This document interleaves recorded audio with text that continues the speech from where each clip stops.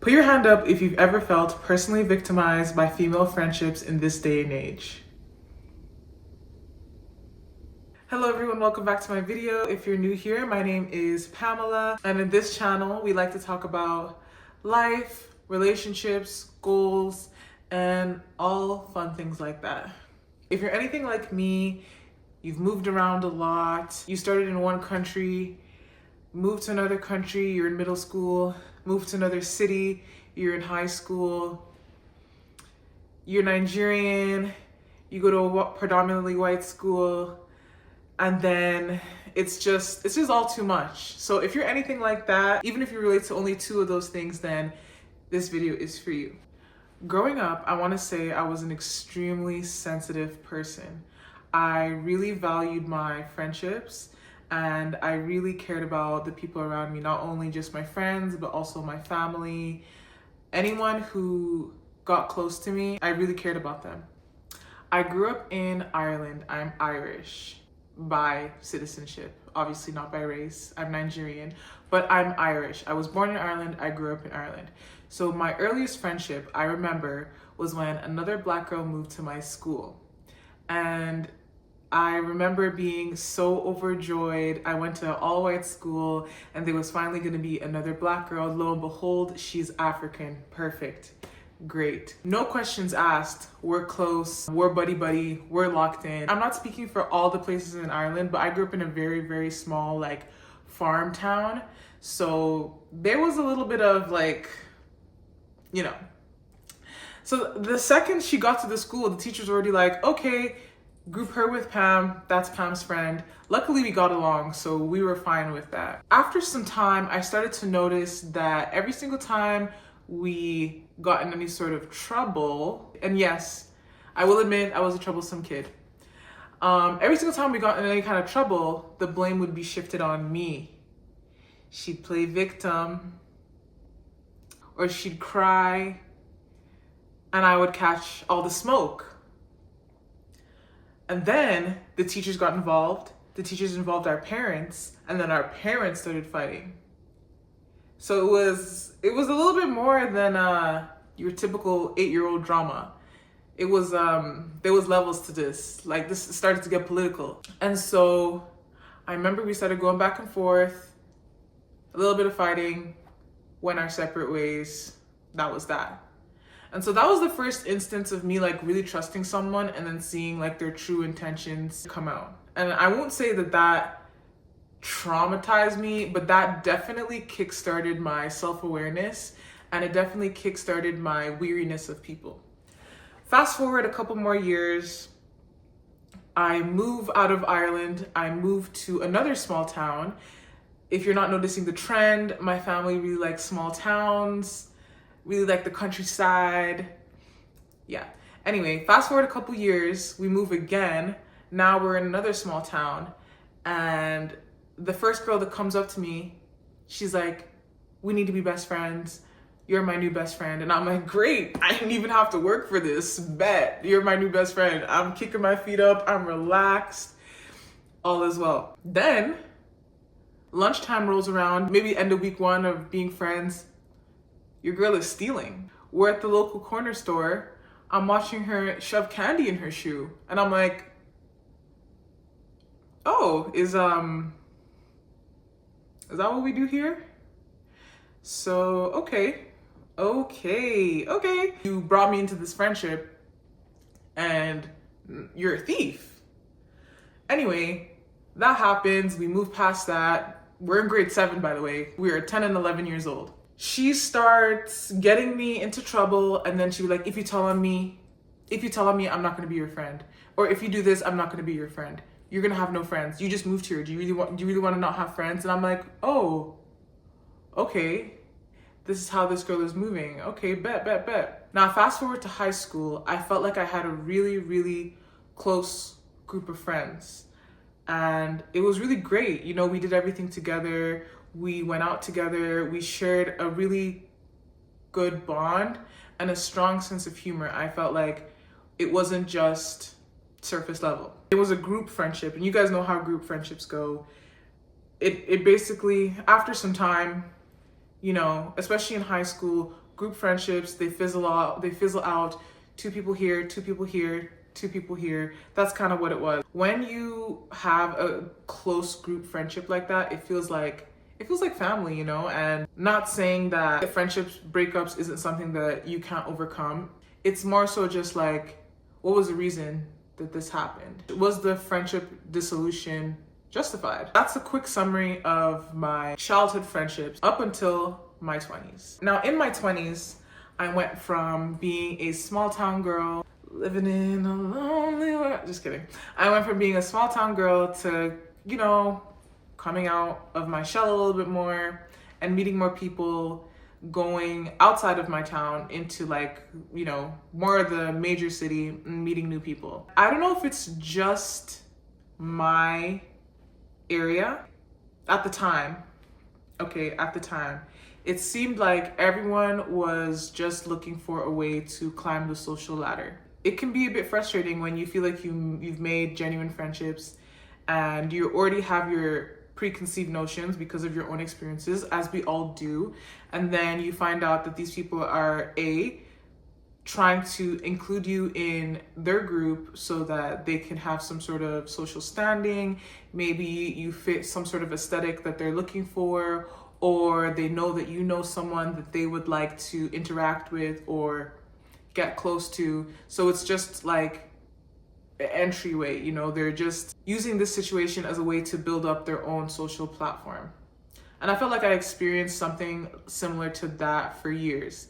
And after having genuine friendships in high school and also being skeptical of people, this sort of world where everyone is trying to climb a social ladder and benefit themselves, it wasn't working for me. So slowly but surely, I found myself spending less and less time making new friends, hanging out with the friends I had already acquired, and just like getting into fun things, meeting new people. I just slowly started hanging out by myself.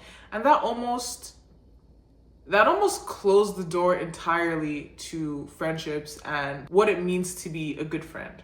And unfortunately, I feel like that is a stage where a lot of us are in right now in this day and age. Gen Z, we all know statistically, we're one of the loneliest generations thus far. And it can be attributed to things such as social media, lack of third spaces, anxiety and depression being at an all-time high, and just overall not wanting to look cringe for trying to make new friends. But I think let's not let our trauma win. Let's not let the stereotypes of Gen Z win. The number one thing that I've noticed I really need to pay attention to is learning how to have discernment when it comes to opening yourself up to the right people. Because if you don't have discernment in that area, in the long run, you're just gonna hurt yourself more than it hurts to have less people in your life or no friends at all. What do I mean by that is you need to look at the friendships you have already, your pre-existing friendships, and determine, what is it about this person that makes this friendship so strong? What is it about me that this person brings out of me that makes this friendship worthwhile, strong, safe, and fun? And if you notice that within that friendship, you guys may not necessarily dress the same, look the same, but there is a common ground of respect, a common ground of understanding, and a common ground of overall care. What that might look like in a friendship is when someone creates a safe space for you to open up and talk about something you're going through.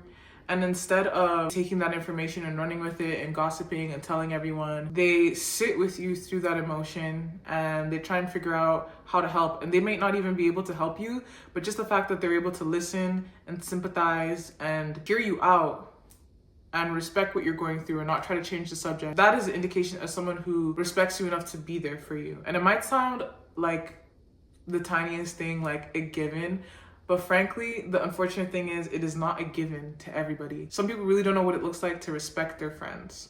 And this leads me to my next point of when you have been in friendships that have lacked a certain level of respect, it makes it extremely hard to feel comfortable opening up to people in new friendships. I am guilty of this. Although, don't sue me, I'm getting better. If you're like this, don't worry, I give you a virtual hug. it can be hard. It can be really hard to talk about the bigger things in your life that you're going through, the things that actually make you you, like your lived experience, the things you're struggling with, the things you're grateful for, the things that you've really been working at, the things that you want to overcome, the things that you have overcome.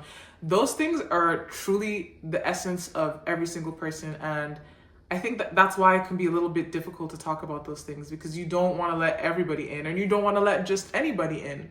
And obviously your friends aren't going to be perfect, and don't hold them to a perfect standard. Don't hold them to ChatGPT standard where they always say the right thing. Just understand how you feel about their response. And did it make you feel better? You know, did it make you feel happy? Did it make you feel heard? Good. That is all. Following that point, the next thing that I've noticed is you cannot complain that your friendships are subpar if you're not going out of your way to find people or to interact with people in your community. You have a friend and maybe you texted them one week, and then the next week you didn't text them, and then the third week you had plans to hang out, and then they flop, and then you guys don't reach out to each other for a month, and then the next month someone comments on someone's photo and they're like, oh my God, girl, you look so cute. And then the next month it's like, oh, I haven't talked to her in months, and then that's it. A complete waste of your time. Let's stop doing that. Just because you follow someone on Instagram and just because you guys comment on each other's posts does not mean you're friends. And I feel like that's why we're in a loneliness epidemic. Because from the outside, it looks like so many people have so many friends. But on the inside, no one's checking your line, no one's blowing up your phone. We're not putting in that effort. We're not seeking community. You actually have to check in on your friends. And this doesn't mean texting them every day, holding a 1 year long Snapchat streak. For example, if you know that they have something big coming up, reach out to them, ask them how you can help, check in on them. After the fact, maybe you can reach out and congratulate them, or you can say, oh, I'm really proud of you for that thing that you've accomplished, or how did it go? Maybe we can hang out and you can let me know how it went for you. Those are the little things that take your friendship so much further than, oh my God, girl, hey, oh my God, we should totally hang out. And I know a lot of you are in that, oh my God, girl phase, which is like, let's free ourselves from that, from the shackles. Let's free ourselves. I will admit though, with the rising cost of activities and an increased living wage and the never increasing wages, it can be really hard to go out of your way, hang out with people, and just find something to do. I'm sure we've all heard this term going around, floating around the internet, that there's a lack of third spaces. And it is entirely true. It's not just like a fad, it's entirely true. There's a complete lack of third places. There's nowhere to really go these days that's like free, that you don't feel like you're loitering or you're just being weird by being there and not buying something. We don't really have that anymore, and that's unfortunate.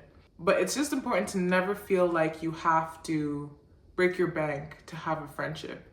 You don't have to put yourself in debt to show someone that you care. A walk goes a really long way. Going to the gym together is one of my favorite ways to hang out with my friends. I love going to the gym and I love going to the movies. It's a really fun thing to do, and I feel like with social media, there's so much pressure to always be engaged in some sort of activity that is Instagrammable. It looks really fun and expensive, which is great. Like, if that's your vibe, sure, go for it. But it's not every time that our hangout has to be posted on Instagram. It's not every single time that I have to put on heels and my best outfit to hang out with my friends, because I feel like if you're stuck in a place where you're only hanging out with your friends to post on Instagram, something needs to be redetermined quickly.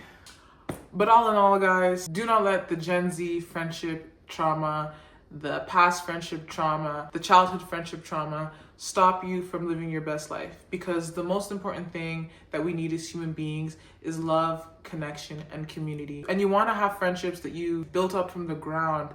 It's a beautiful thing, and it's an amazing feeling to know that, hey, this person came out of nowhere and now they mean so much to me. And I want you to feel the same too. So put your best foot forward, overcome those roadblocks, become vulnerable, use discernment, put in that effort, and build your friendships.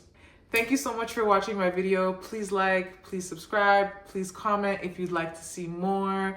I love reading you guys' comments, and I look forward to making more videos like this. Bye.